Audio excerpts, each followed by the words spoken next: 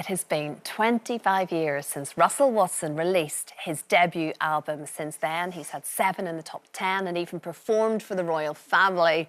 And now he is back with new music. That was Russell's new single, Unremember, and he joins us now. It's so good to see you. 25 years, I know. Russell. Where did the time go? That can't be. I remember meeting you 25 years ago when your first album was out and I was floor managing. Patrick and I looked Peelty after show, you. I think it and was. Yeah, and here we are.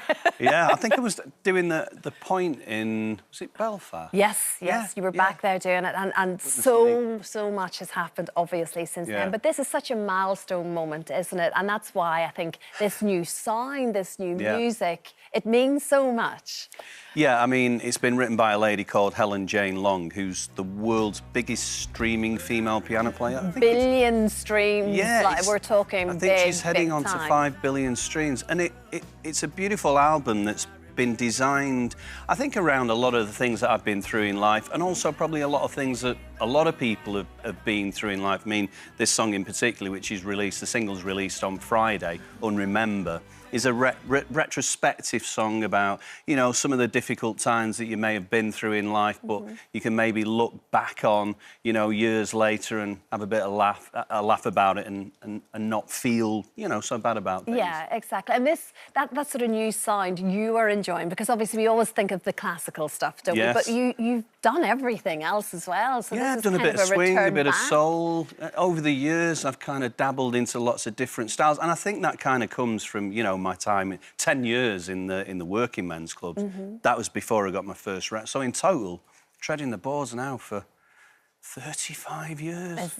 I started when I was 3. They all say that, exactly. But you talk about the working man's clubs and the sort of the social clubs, and it was your mum that got you that sort of very first gig. She started you on the way. My mum got me my first gig with my pal Steve Gleave. We used to sit in the bedroom playing guitar, you know, old Beatles covers and Style Council, The Jam, that kind of stuff.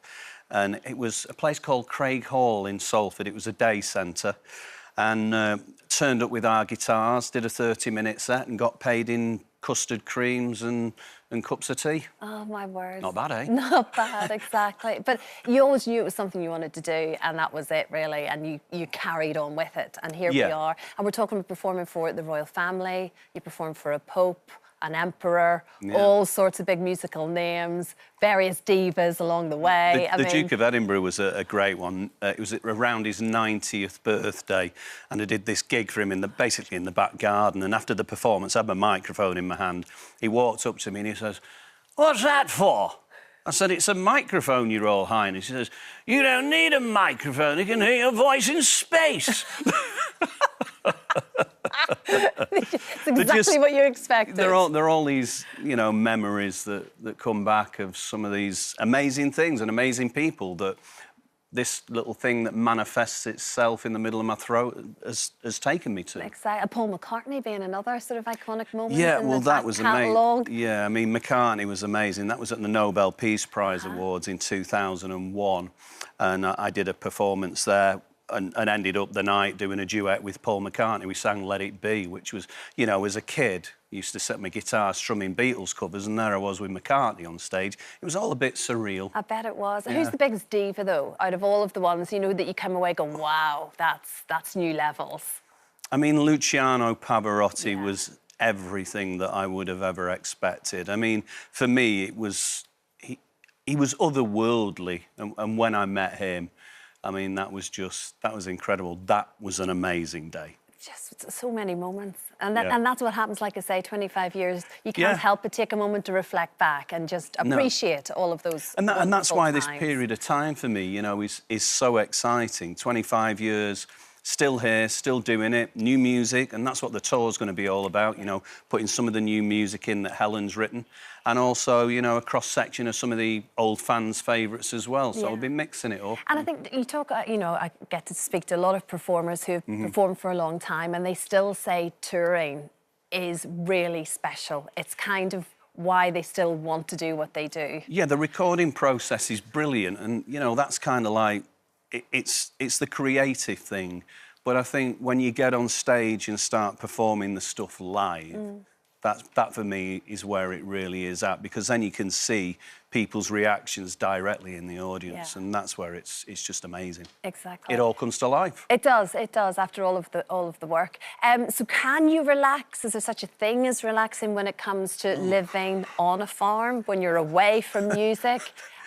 Was it like 46 animals or something you have, isn't it? Lord, there's the two babies. Oh, come on, we Russell. bottle fed them from, I think they were about a week old. And they'd been disregarded by their mother. And because we have to give a shout out to Louise, your wife, because she does a lot of this work. Now let's give her full credit here. But you're a good help.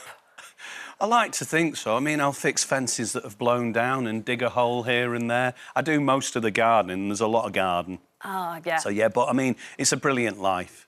You and know, it really is the good life. Exactly. You've got an ostrich. We're talking Boris Johnson there. Yeah. You've got an ostrich and everything up there. My wife likes to rescue things, and I didn't even know we were going to own this ostrich. It's a South African ostrich. I think it's called a rhea is the right name for it. And she came to me this day. She got a picture on her phone. She went, "Have you seen this?" I went, "Yeah, it's an ostrich, babe." She says, "We're going to go and have a look at it this afternoon." I went, "No."